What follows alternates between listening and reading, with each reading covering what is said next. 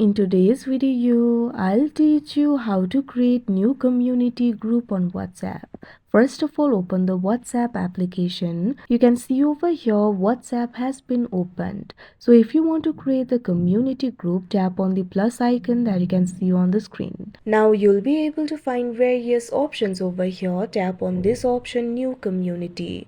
Now you'll be able to create a new community. Tap on this option, get started.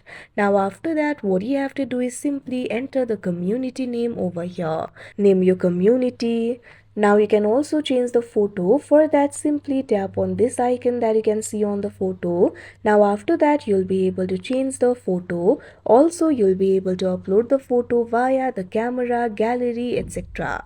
Now after you do that, you can also enter the community bio over here. You can see over here it is already pre-written. You can simply proceed with that, or you can also tap on it and enter a new one.